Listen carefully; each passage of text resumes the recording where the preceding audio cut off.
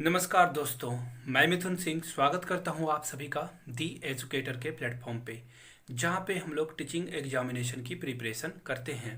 आशा करता हूं आप सभी अच्छे होंगे, स्वस्थ होंगे इस पैंडमिक में भी। देखिए, आप लोगों के लिए आर्मी पब्लिक स्कूल के प्रीवियस ईयर यानी कि 2014 का जो पेडागोजी सेक्शन में क्वेश्चन आए थे 20, उसका सॉल्यूशन आपको इस वीडियो में देखने को मिलेगा। अगर ये वीडियो पसंद आए तो प्लीज़ इसे लाइक करना ना भूलें, और आप अगर नए हो चैनल पे तो चैनल को सब्सक्राइब कर लें। नीचे रेड बटन आया होगा उसे दबाकर, और बेल आइकन जरूर प्रेस कर लें ताकि वीडियो की नोटिफिकेशन आप तक टाइम टू टाइम पहुंचते रहे। तो चलिए क्लास को एंजॉय कीजिए। और नीचे में मैंने नेगेटिव वर्ड और पॉजिटिव वर्ड का लिंक दे रखा है, जहां से देख करके आप अपनी पेडागोजी के समझ को आगे तक बढ़ा सकते हो। तो चलिए क्लास को एंजॉय कीजिए और नया कुछ सीखिए। चलिए क्लास को स्टार्ट करते हैं। आज मैं पढ़ाऊंगा आप लोगों को 2014 में जो क्वेश्चन आए थे पेडागोजी से, उसके क्वेश्चन पेपर। देखो, अगर आप लोगों ने 2014 के GK, GS, computer, reasoning, mathematics के वीडियोस नहीं देखे हैं तो आप हमारे प्लेलिस्ट को विजिट करके उसे देख सकते हो। तो आज मैं क्वेश्चन को थोड़ा सा पैटर्न को चेंज कर रहा हूँ। मैं 71 से लेके 90 तक को सॉल्व कराऊंगा, लेकिन हम लोग थोड़ा सा उल्टा चलेंगे, 90 से 71 की ओर जाएंगे। ऐसा क्यों? क्योंकि पीछे के जो क्वेश्चंस हैं 90, 89, ये सब वेरी इंपॉर्टेंट हैं आपके अपकमिंग एग्जामिनेशन के लिए। तो इसलिए मैंने उल्टा से इसे शुरू करा है।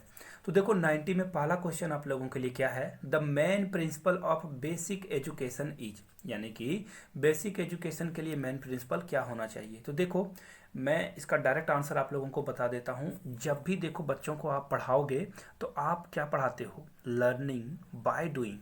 लर्निंग बाय डूइंग आप लोगों ने सुन रखा होगा। लर्निंग बाय डूइंग यानी कि बच्चा करके सीखता है ना। अगर आप उसे इमेज में दिखाओगे कि देखो ये एप्पल है, इसमें ये हीमोग्लोबिन बढ़ता है, लेकिन जब आप उसे एक एप्पल दे दोगे, बोलोगे अगर एक एप्पल आप खाओगे तो डॉक्टर के पास आपको जाने की ज़रूरत नहीं पड़ेगी, तो वो प्रैक्टिकल वे में ज़्यादा समझ पाएगा चीज़ों को। यानी लर्निंग बाय डूइंग हम लोग ज़्यादा सीखते हैं। बेसिक प्रिंसिपल यही है हमारे एजुकेशन का। तो अब देखो, आप इनमें से कौन सा ऑप्शन है? ऑप्शन नंबर ए, यानी कि लर्निंग थ्रू एक्टिविटी, यानी कि एक्टिविटी करके हम लोग सीखते हैं। तो ये इसका करेक्ट आंसर ए हो जाएगा। वेरी इंपॉर्टेंट, आप लोग नोट डाउन करते चलो अपने नोटबुक में। अब 89 को देख लो। The method which allows a learner to discover things for himself, यानी कि कौन सा एक मेथड है जो कि बच्चों को अलाउ करता है खुद से चीज़ों को समझने के लिए। देखो, प्रोजेक्ट मेथड, डिडक्टिव मेथड है ना, ह्यूरिस्टिक मेथड है ना, और एनालिटिक मेथड। तो देखो, इसमें से इसका कौन सा राइट आंसर होगा? तो देखो, प्रोजेक्ट मेथड में क्या होता है? टीचर आपको टीच करता है। पहले वो क्या करता है? सबसे पहले वो क्रिएट करेगा क्या, एक इसका सिचुएशन है। पहले सिचुएशन को क्रिएट किया जाता है प्रोजेक्ट मेथड में, फिर प्लानिंग, उसके बाद इसका सॉल्यूशन दिया जाता है टीचर की ओर, फिर प्लानिंग किया जाता है, और फिर इस चीज़ को रिकॉर्ड किया जाता है। किसमें? प्रोजेक्ट मेथड में। आगे देख लो, अगला है डिडक्टिव मेथड। देखो, इंडक्टिव और डिडक्टिव। डिडक्टिव मेथड में क्या करते हैं हम लोग? पहले ही फॉर्मूला को सीखा जाता है। इसमें आप क्या करते हो? फॉर्मूला सीख लेते हो, और फॉर्मूला के बाद आप बनाना शुरू करते हो प्रॉब्लम को, यानी कि एग्जाम्पल बनाना शुरू करते हो। यानी कि फॉर्मूला से हम लोग जाएंगे जब एग्जाम्पल की ओर, तो वो हो गया डिडक्टिव मेथड। और इंडक्टिव मेथड में क्या करते हैं हम लोग? पहले एग्जाम्पल सीख लेते हैं, उसके बाद हम लोग जाते हैं फॉर्मूला की ओर। तो ये हुआ तरीका।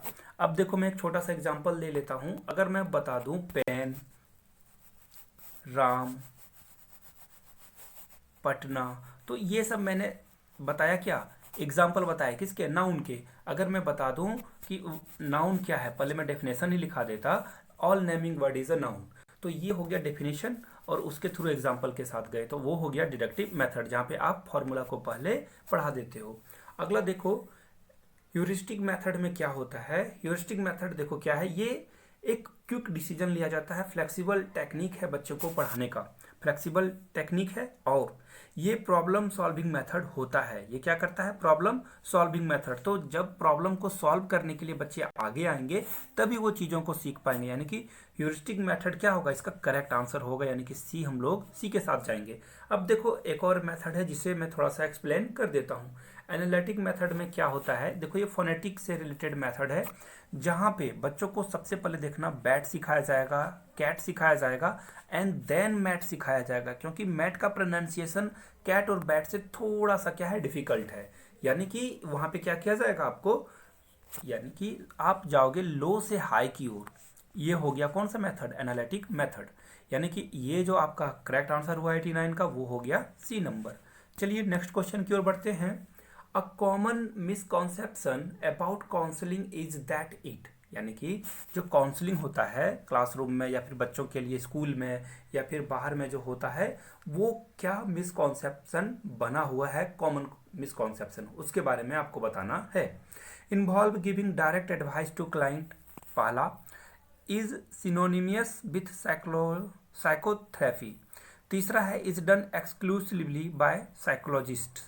और लास्ट वाला जो ऑप्शन है वो है is most effective in psychiatric patient. तो देखो इसका जो करेक्ट आंसर जाएगा 88 का, वो हो जाएगा डी नंबर। यानी कि देखो काउंसलिंग क्या है, एक छोटा सा प्रोसेस है, और जहाँ पे आपको साइक्रेस्टिक जो है, साइक्रिस्ट जो साइकोलॉजिस्ट हैं वो बड़े बड़े, वो कैसे देते हैं आपको, आपको कैसे सॉल्यूशन देते हैं।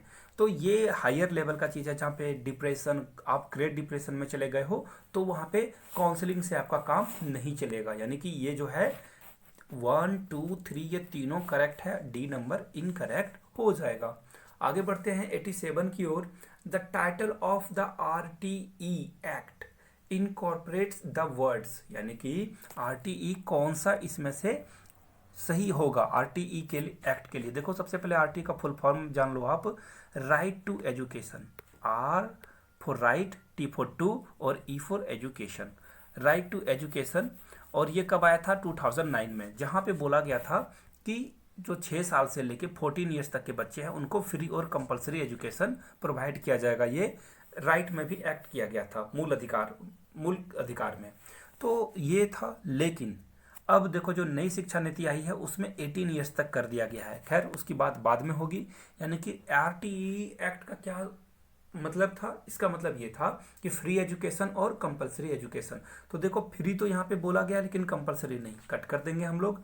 Free but only for poor children नहीं, यहाँ पे RTE में सारे लोगों को इंक्लूड किया गया है जो कि कहाँ 6 से लेके 14 ईयर्स तक हो। तो यहाँ पे पुअर और रिच की तो बात होगी नहीं। देखो कंपलसरी बट नॉट फ्री, देखो यहाँ पे भी कॉन्ट्राडिक्शन, यहाँ पे भी कॉन्ट्राडिक्शन है। कंपलसरी भी है और फ्री भी है RTE एक्ट, यानी कि ये तीनों ऑप्शन आपका नहीं होगा। यानी कि ये तीनों नहीं है तो डी नंबर भी क्या होगा, राइट हो जाएगा। क्यों, क्योंकि ये नॉन ऑफ द एबव, यानी कि ये ऊपर में तीनों में से कोई सही नहीं है। आगे बढ़ते हैं 86 में।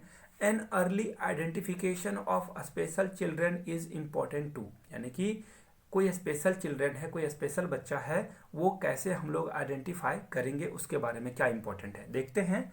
उसको परस्यूट करेंगे, अटेंड स्पेशल स्कूल। देखो इंक्लूसिव एजुकेशन में बार बार कहा गया है कि आप किसी को भी अलग थलग रखने की बात नहीं करोगे। इंक्लूसिव एजुकेशन का एक छोटा सा एग्जांपल मैं दे देता हूँ।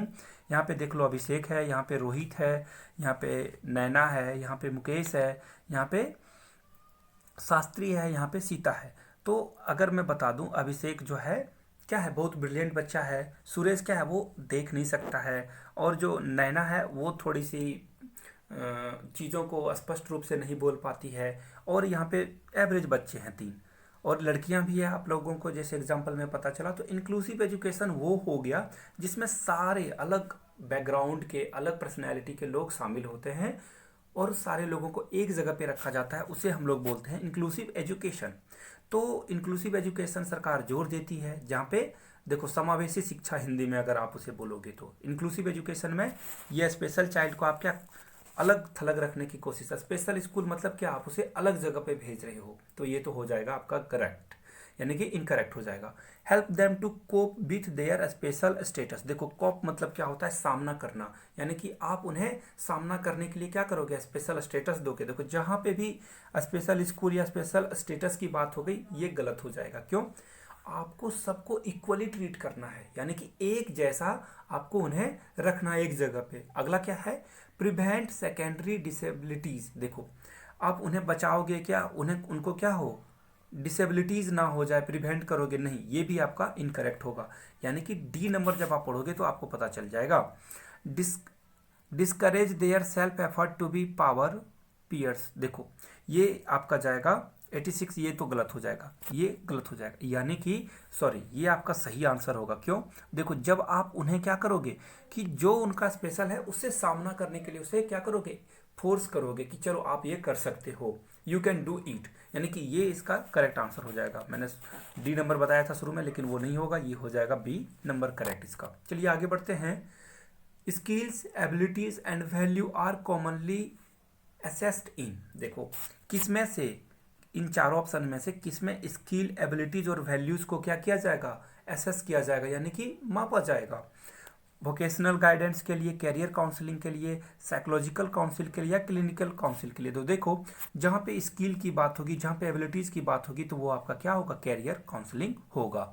चलिए आगे बढ़ते हैं।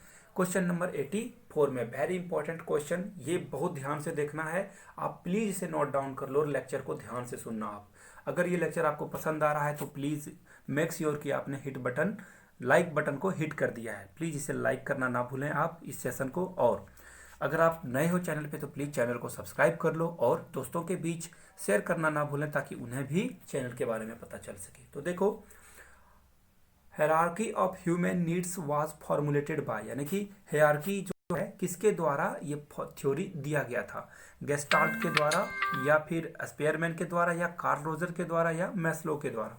तो देखो इसका जो राइट आंसर होगा दोस्तों, सबसे पहले हम लोग देख लो गेस्टाल्ट ने कौन सा थ्योरी दिया था। गेस्टाल्ट ने क्या कहा था कि जो होल है वो इसके छोटे दो पार्ट से अलग होगा, यानी कि अगर ये मैं मान लूँ 1 kg है और ये 500 ग्राम है, 500 ग्राम है, तो गेस्टाल्ट ने कहा था कि ये होल क्या होगा, इसके छोटे कंपोनेंट से बड़ा होगा, यानी कि उनके स्टेटमेंट के according the whole is greater than sum of its part, यानी कि इसी का 2 पार्ट है अलग अलग, लेकिन फिर भी ये दोनों क्या होगा, ऐड होके इसके बराबर नहीं हो पाएगा। गेस्टाल्ट ने कहा था कि ये एक जो होगा, होल जो होगा वो दोनों छोटे से पार्ट से क्या होगा, ग्रेटर होगा। अब देख लो स्पेयरमैन का क्या थ्योरी था, उन्होंने 2 फैक्टर थ्योरी दिया था। उन्होंने क्या दिया था, 2 फैक्टर थ्योरी, आप चाहो तो नोट कर सकते हो। 2 फैक्टर किसने दिया था, स्पेयरमैन ने। अब अगला देख लो कार्ल रोजर ने क्या कहा था। इनका जो थ्योरी था वो था पर्सनालिटी के ऊपर। इन्होंने क्या दिया था, पर्सनालिटी के ऊपर दिया था अपना थ्योरी। तो ये तीनों आप लोगों को पता चल चुका है, जो कि तीनों में से कोई सही नहीं है। अब देखो ये जो राइट आंसर होगा वो हो जाएगा मैस्लो। यहाँ से आप देख सकते हो इस इमेज में मैस्लो का जो पिरामिड था, जहाँ पे आप देख सकते हो सबसे पहले किस चीज़ को रखा गया था, एसेंशियल आइटम्स को, यानी कि नीड को। बेसिक नीड क्या है आपकी, फूड की, वाटर की, कपड़े चाहिए आपको, रहने के लिए घर चाहिए, उसके बाद आपको चोर से या फिर आपके लाइफ पे कोई खतरा ना हो जाए, सिक्योरिटी के लिए चाहिए। तो ये एक पिरामिड था जिसे आप देख सकते हो, अगर चाहो तो इसे आप नोट भी कर सकते हो। आगे बढ़ते हैं क्वेश्चन नंबर 83 की ओर। The proponent of the proponent of educational progressivism was, देखो यहाँ पे आपको क्या बताना है कि किसने प्रोग्रेसिव एजुकेशन की वकालत की थी, किसने कहा था कि progressive education is essential for us. तो देखो ये कहा था आपको जॉन डेवी ने। और एक बात और याद रखना है आपको, जॉन डेवी का एक बहुत ही पॉपुलर स्टेटमेंट है जो कि सीटेट वगैरह में बार बार पूछा जाता है। इन्होंने ही कहा था child is not a blank slate, यानी कि चाइल्ड जो है जब स्कूल आता है उससे पहले वो ब्लैंक स्लेट नहीं है कि जहाँ पे आप कुछ भी आप पढ़ा सकते हो उसे, यानी कि वो उस बहुत कुछ पहले से ही सीख के आता है चाइल्ड। स्कूल आने से पहले वहाँ पे वो बोलना सीख जाता है, क्या छोटे छोटे डिसिप्लिन वो सीख जाता है ना, बातों को मानना थोड़ा बहुत सीख जाता है। तो आप नहीं बोल सकते हो कि बच्चा क्या है, ब्लैंक स्लेट है। और एक बात, ब्लैंक वेसल यानी कि खाली बर्तन जो है बच्चा नहीं है, ये बात महात्मा गांधी ने कही थी, नोट कर सकते हो आप।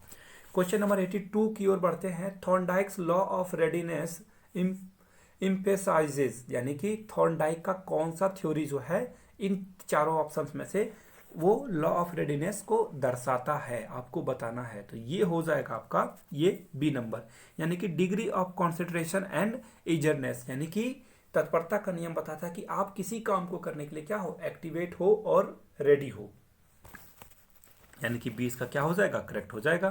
क्वेश्चन नंबर 81 की ओर बढ़ते हैं। Sunil does not talk much at home, यानी कि सुनील जो है घर पे ज़्यादा बात नहीं करता लेकिन वह स्कूल में बहुत ज़्यादा बात करता है। इसका क्या मतलब है कि घर पे उसे वैल्यू कम मिल रही है उसके थॉट प्रोसेस को, लेकिन स्कूल में इसी चीज़ को ओके कर दिया जा रहा है, टीचर अप्रिसिएट कर रहे हैं, तो देखो कौन सा ऑप्शन हो जाएगा आपका।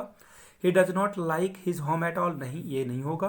His thought get acknowledged by school, बिल्कुल, यानी कि उसके जो थॉट हैं स्कूल में क्या किया जा रहा है, अप्रिसिएशन उसे मिल रहा है, यानी कि ये आपका बी करेक्ट हो जाएगा।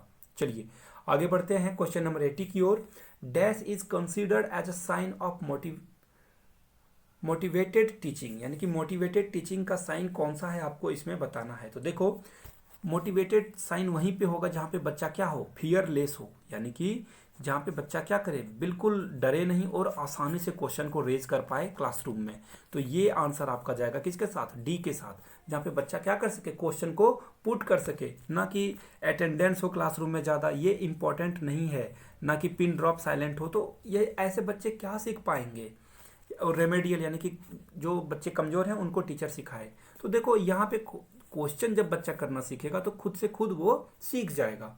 क्वेश्चन नंबर 79 की ओर बढ़ते हैं हम लोग। A teacher using different approaches to learn is doing so because, देखो यहाँ पे टीचर जो है बहुत अलग अलग डिफरेंट अप्रोच को लर्निंग के लिए करता है, तो इसका क्या मतलब है, वो क्यों करता है ऐसा। She wants to prepare student for test, यहाँ पे वो स्टूडेंट को टेस्ट के लिए प्रिपेयर करा रही है, या फिर वो अपने नॉलेज को प्रूव करना चाह रही है। There are different type of learners in the classroom and she wants to address multiple intelligence. और अगला है she knows she must follow her lesson plan. तो देखो इन चारों में से इसका कौन सा राइट आंसर होगा। देखो पहली बात कि आप टेस्ट वगैरह एग्जाम के लिए प्रिपेयर कराना ये सही चीज़ नहीं है, और अपने नॉलेज को बच्चों के सामने दिखाना कि मैं देखो बीएससी कर लिया हूँ, एमएससी कर लिया हूँ, या पीएचडी कुछ भी कर लिया हूँ, डजेंट मैटर दैट, आप बच्चे को कितना पोलाइटली समझा पाते हो ये मायने रखता है। यानी कि ये दो तो आपका कट गया। अब देखो अगला जो लास्ट है, आप लेसन प्लान को हमेशा फॉलो नहीं कर सकते हो। क्लासरूम में आपने जो सोच के आया कि ऐसे पढ़ाना है, ऐसे ऐसे 40 मिनट आप पढ़ा लोगे, लेकिन जब क्लासरूम में बच्चे को कुछ ज़्यादा प्रॉब्लम आ रही है तो आप क्या करोगे, फ्लेक्सिबल होके अपने लेसन प्लान को असाइड यानी कि साइड में रखकर सिचुएशन के अकॉर्डिंग पढ़ाओगे। तो यानी कि ये आपका क्या हो जाएगा, सी नंबर राइट हो जाएगा, जहां पे आप क्या करते हो, मल्टीपल इंटेलिजेंस को एड्रेस करते हो। सी इसका करेक्ट हो जाएगा। आगे बढ़ते हैं 78 की ओर। At lower class play way method of teaching is based on, यानी कि जब छोटे बच्चे के क्लास में आप प्ले वे मेथड का यूज करते हो तो ये किस चीज को दर्शाता है। देखो आप लोगों के लिए मैंने बताया है 2013 का ये क्वेश्चन रिपीट हो गया है 14 में। तो प्रीवियस ईयर कितना इंपॉर्टेंट है आपके अपकमिंग एग्जामिनेशन के लिए, इस बात से आप अंदाजा लगा सकते हो। तो देखो यहाँ इसका जो करेक्ट आंसर होगा मैंने बता रखा है, यहाँ पे हो जाएगा psychological principle of development and growth, यानी कि आप क्या करते हो, साइकोलॉजिकल डेवलपमेंट करवाते हो प्लेवे मेथड से, यानी कि D number is the correct answer. 77 देखो क्या बोला जा रहा है, which of the following does not reflect learning for understanding, कौन इसमें से जो स्टेटमेंट है वो लर्निंग फॉर अंडरस्टैंडिंग को नहीं दर्शा रहा है, ये आपको बताना है। Enable student to memorise isolated fact और प्रोसीजर्स, तो यही आपका कट गया, यानी कि यही आपका सही हो जाएगा क्योंकि यहाँ पे डज नॉट पूछा गया है। देखो जब आप स्टूडेंट को एग्जाम्पल प्रोवाइड करोगे वो अच्छी चीज़ है, जब आप उसको सिमिलैरिटीज और डिफरेंसेस बताओगे तो भी अच्छी बात है, जब बच्चे खुद से अपने कॉन्सेप्ट से क्वेश्चन पूछेंगे तो ये भी सही है, यानी कि ए इसका क्या हो जाएगा, इनकरेक्ट हो जाएगा। देखो नेगेटिव और पॉजिटिव वर्ड मैंने पढ़ा रखे हैं, चैनल से आप देख सकते हो, जहां से आपको मैंने बताया कि मेमोराइज, रोट है ना, या फिर कॉपी करना, ये सब नेगेटिव टर्म है, जहां भी दिखे आपको काट कर निकल जाना है, यानी कि ए इसका करेक्ट आंसर होगा। 76 देख लो आप, which of the following evolution function is the most important, कौन सा इसमें से मोस्ट इंपॉर्टेंट चीज है। तो देखो 76 का जो राइट आंसर होगा वो हो जाएगा डायग्नोस्टिक, यानी कि बच्चा अगर कुछ गलती करता हो तो आपकी ये जिम्मेदारी है कि आप उसे क्या करो, समझा सको, डायगोनिस कर सको, उसे फिल्टर करके चीज़ों को राइट वे में समझाना। तो ये ज़्यादा इंपॉर्टेंट है, ना कि आप प्रिडिक्ट कर लो कि बच्चा गलत कर सकता है या मोटिवेट करो। तो यहाँ पे हो जाएगा कौन सा, बी नंबर करेक्ट हो जाएगा। आगे बढ़ते हैं क्वेश्चन नंबर 75 की ओर। Principle of primacy is based on, तो ये कौन सा राइट होगा। देखो सबसे पहली बात, इसका जो करेक्ट आंसर होगा वो स्टेटमेंट है, इसलिए मैं इसे सी लगा देता हूं। अब क्यों, things learn first create a strong impression, यानी कि जो चीज़ आप सीख जाते हो पहली बार वो आपके लिए क्या करता है, ग्रेट इम्प्रेशन जमाता है आगे चल के। अगर आपने सीख लिया कि आसमान में सिर्फ बर्ड्स उड़ते हैं तो देखना आप एक्सेप्ट नहीं कर पाओगे थोड़े दिन तक कि एरोप्लेन भी उड़ सकता है। तो ये जो करेक्ट आंसर होगा ये क्या हो जाएगा, सी नंबर हो जाएगा। आगे बढ़ते हैं क्वेश्चन नंबर 74 की ओर। An ideal lesson plan is, कौन लेसन प्लान आइडियल होगा। देखो ये जो आंसर हो जाएगा, जहां पे भी ऑल ऑफ द अबव दिखे तो ज्यादातर वही आंसर करेक्ट होता है, बट हम लोग सारे को देख लेते हैं। जहाँ पे आप टीचिंग लेवल को देखते हो बेस्ट, ये भी सही है। अब देखो ऑब्जेक्टिव बेस्ड, यानी कि जहाँ पे आप ज़्यादा मल्टीपल ऑप्शंस देते हो। और सी नंबर है based on previous knowledge, previous knowledge अगर उसमें हो तो वो भी अच्छा होगा, यानी कि डी इसका क्या हो जाएगा, करेक्ट हो जाएगा। आगे बढ़ते हैं 73 main of inclusive, main aim जो है इंक्लूसिव एजुकेशन का अचीव्ड इफ टीचर। देखो जहाँ पे क्या हो, मैंने जब इंक्लूसिव एजुकेशन आपको बताया था कि जहाँ पे डाइवर्सिटी हो, बहुत अलग अलग बैकग्राउंड के बच्चे क्लासरूम में आए तो वो अच्छा होगा क्लासरूम के लिए। यानी कि ये क्या हो जाएगा, क्लासरूम में अलग अलग बैकग्राउंड के जो बच्चे, स्पेशल बच्चे हैं जो नहीं सुन पा रहे हैं, नहीं बोल पा रहे हैं, या फिर जो बच्चे कम तेज हैं, उन सारे लोगों को एक साथ रखोगे जब डाइवर्सिटी होगी क्लासरूम में तो वो करेक्ट हो जाएगा, यानी कि A is the correct option. आगे बढ़ते हैं क्वेश्चन नंबर 72 की ओर। The effect of the one learning over another learning situation is called, एक लर्निंग के बाद यानी कि फर्स्ट लर्निंग के बाद अगर आप दूसरा लर्निंग बोलते हो तो इसे क्या बोला जाता है। तो देखो ये बिल्कुल बिल्कुल आसान सा बात है, ये ट्रांसफर ऑफ लर्निंग बोला जाता है, आप लोग को याद कर लेना है। देखो 71 क्या बोला जा रहा है, the narrow sense individual aim of education is given by. तो ये जो आंसर होगा आपका वो हो जाएगा सेल्फ एक्सप्रेशन, यानी कि एजुकेशन का जो सबसे सकरा आप बोल सकते हो एम है, यानी कि उसका जो उद्देश्य है वो क्या है कि जहाँ पे बच्चा खुद से एक्सप्रेस कर पाए, खुद से एक्सप्रेशन दिखा पाए कि वो क्या सोचता है, यानी कि इसका डी आंसर हो जाएगा। देखो अगर आप चैनल पे नए हो तो देखो आप लोगों को कुछ नहीं करना है, थोड़ा सा मेरी हेल्प करनी है आपको, चैनल को आपको सब्सक्राइब कर लेना है अगर आप नए हो तो, और बेल आइकन प्रेस कर देना ताकि वीडियो की नोटिफिकेशन अब तक मिलते रहे। अगर आपको इसकी पीडीएफ अवेल करनी है तो आप हमारे टेलीग्राम चैनल पे दी एजुकेटर से जुड़ सकते हो। थैंक यू सो मच, आपने अपना कीमती वक्त दिया। Thank you, keep learning, keep growing and most important be safe there, it's pandemic time. Thank you, have a nice day.